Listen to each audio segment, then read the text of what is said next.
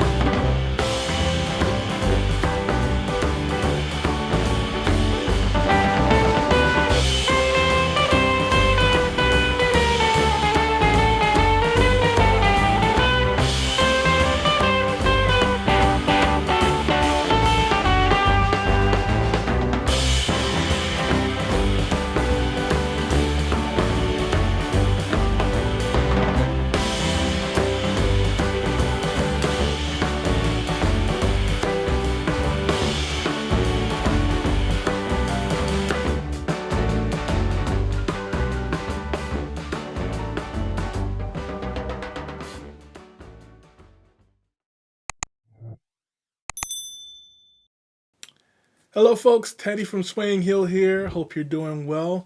Thank you so much for checking out the second installment of Blast Radius New Game Plus Instrumentals. In the first video, I gave my hellos. Now in this video, I'm going to explain the premise of this project. So, as you guys can hear, this is basically like a retro kind of like 1950s based, or like late 40s throughout the 1950s era based kind of project. So if you're kind of into music production or things like that, and you compare today's music production to earlier music production, you would notice there's not as much stuff compared back then to now. So that means for this project, I wanted to be as organic as I possibly could. I mean, back then they recorded to tape and things like that. I don't have tens of thousands of dollars, or nowadays millions of dollars to record to tape. I can't afford that. But I try to scale down on microphones, be like, what would an engineer, like what would Tom Dowd do? What would he do if he was recording like the Beach Boys or some rockabilly group in the 50s? So I studied, old school recording techniques, and scaled down on the microphones. I got as close to a vintage sounding drum kit as possible, hence why I'm using this white Gretsch kit. I mean, I got it in 2008, but it's supposed to emulate the older sounds of the bebop jazz era.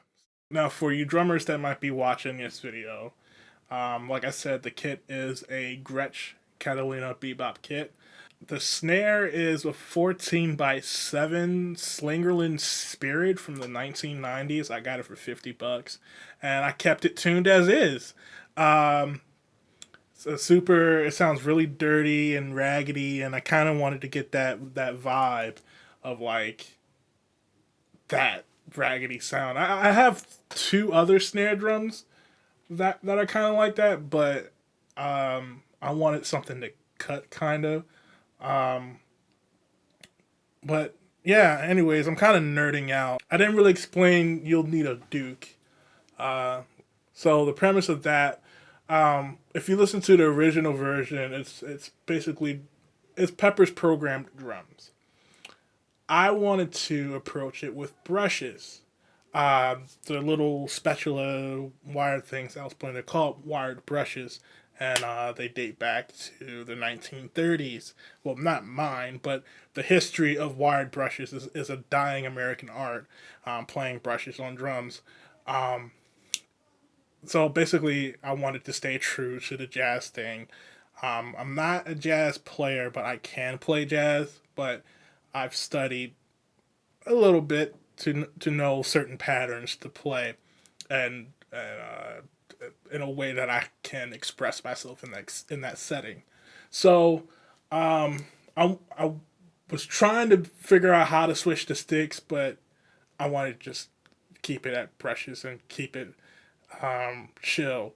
Also, if you listen to the melody of the song, if you're a jazz head, if you listen to the melody, if you listen to Pepper's melody, you can kind of sing along the melody from "Take the A Train" to "You'll Need a Duke," which is kind of.